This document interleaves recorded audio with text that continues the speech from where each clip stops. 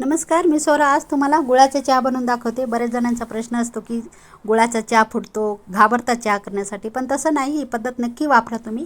आता एका पातेल्यामध्ये 1.5 कप पाणी घेतलेलं आहे, 1 चमच पत्ती आणि आलं मी ठेसून टाकलेलं आहे. या ठिकाणी तुम्ही खिसून टाकलं तरी चालेल. आणि थोडीशी मी यामध्ये साखरसुद्धा टाकणार आहे. तुम्हाला अख्खा गुळच पाहिजे असेल तर तुम्ही गुळच टाकू शकता. मी साखर टाकते थोडीशी, मला आवडते म्हणून टाकते. तुम्हाला आवडत नसेल तर नका टाकू. आता हे छान एखादा 2 मिनिट हे छान शिजून घ्यायचं आहे. असा कलर आला पाहिजे, उकळी आली पाहिजे बघा इथे. आणि मी पकडनंच हलवून घेते अशा प्रकारे. आणि घाई करायची नाही इथे. या 2 महत्त्वाच्या खूप स्टेप आहेत. गूळ टाकण्याची आणि दूध टाकण्याची घाई करायची नाही. आता अख्खं दुधाचा मी चहा बनवते. इथं 1 कप दूध घेतलेलं आहे, त्यामध्ये पाणी नाही. इथे दूध चहा किती लोकांसाठी बनवायचा त्यानुसार इथे ठरवा तुम्ही. घरामध्ये किती लोक आहेत त्याच्यानुसार. आता छान उकळून घ्यायचं आहे हे. आता छान उकळी आलेली आहे. कपाने मी खाली वर करते. काही जण काय करतात, चमच घेतात, पळी घेतात आणि खालतीवरती करतात, पण तसं अजिबात करू नका. घरातले चमच भाज्यामध्ये असतातच आणि त्यांचा अंश त्या चमच्यामध्ये असते, तिखट असतात, त्याच्यामुळे असं करू नका. कपानेच हलवून घेत जा. मी तशीच करते. आता बघा किती छान उकळी आलेली आहे.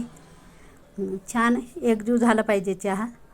आता काय करायचं इथे बघा तुम्ही, घाई करायची नाही, गूळ टाकायची, नाहीतर आपला चहा फुटल्या जातो. आता यामध्ये टाकते मी गूळ खिसून घेतलेला आहे 2 चमच. इथे थोडासा गूळ तुम्हाला आवडत असेल गोडानुसार तर टाकू शकता. आता इथे गूळ टाकलेला आहे, मी खिसून घेतलेला आहे, 2 चमच टाकलेला आहे. साखर टाकलेली आहे अगोदर मी, त्याच्यामुळे मी गूळ इथे कमी टाकते. आणि आता इथे घाई करायची नाही चमच टाकण्याची किंवा कप लावण्याची. यामध्ये चहामध्ये बघा तुम्ही असं शिजू द्यायचं गूळ, त्याच्यामध्ये एकजीव झाला पाहिजे.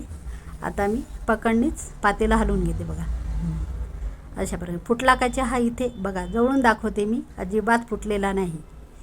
आणि चहा फुटलेला तेव्हाच कळतं पातेल्यामध्ये, कारण पनीर वगैरे ते चहाचं आणि ते खूप काही चाळणीवर दिसते, अजिबात इथे. आणि इथून बघा ती धार चहाची जे पडते त्याच्यामध्ये, तेव्हाच कळते की चहा फुटलेला अजिबात नाही. कसं आहे मस्त गुळाचा चहा नक्की करून बघा.